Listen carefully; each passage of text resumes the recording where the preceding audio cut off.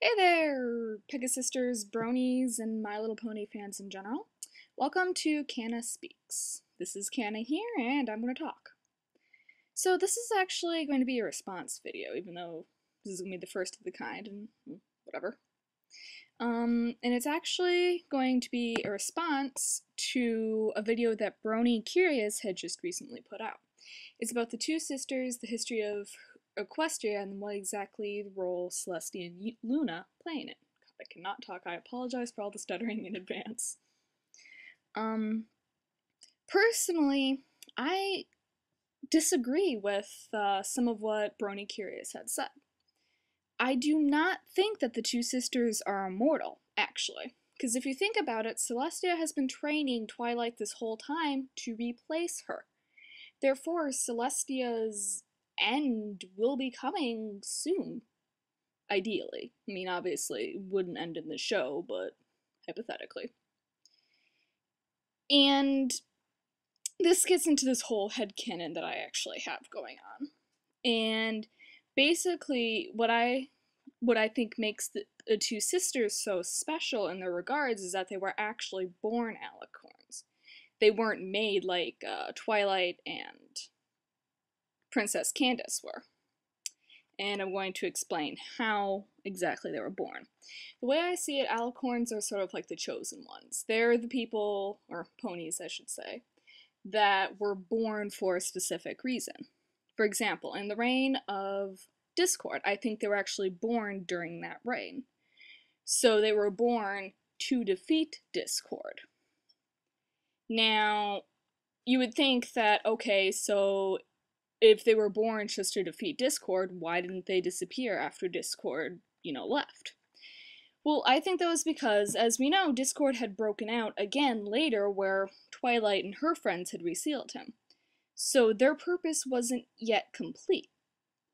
So I don't think they would die until their purpose is complete, which would explain why they are living so long, or had lived so long.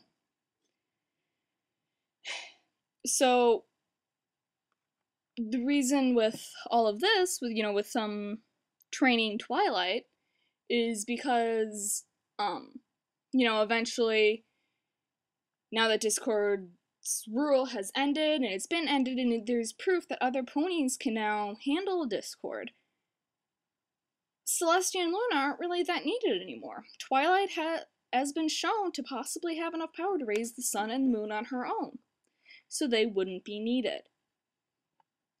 So I think when Twilight matures enough, I think that she'll be able to take both of their places, and it will become a normal cycle where alicorns don't live any longer than usual ponies for a set amount of time until a certain catastrophe or something happens where special alicorns like Celestia and Luna would need to be born again, and therefore the whole cycle would continue. And they would live until the threat is gone, and they have someone else to take their place and keep peace.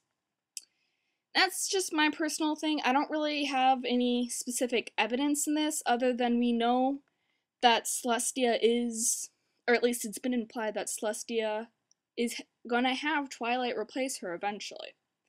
So we know that they aren't immortal, and Celestia will either retire or she will die eventually. How long this will be, we don't know. But if we go by what we had learned, that Celestia and Luna, or that Twilight will not outlive her friends, we know that the time will be fairly soon, given that ponies live approximately as long as humans do, and given that, Twilight and all her friends are teenagers-ish, like 18, old enough to work on their own, but young enough to still have those immaturities about them. Anyway, yeah, that was pretty much it. First video. Again, sorry for the stuttering. And, yeah, I'll maybe make another video eventually. And, well,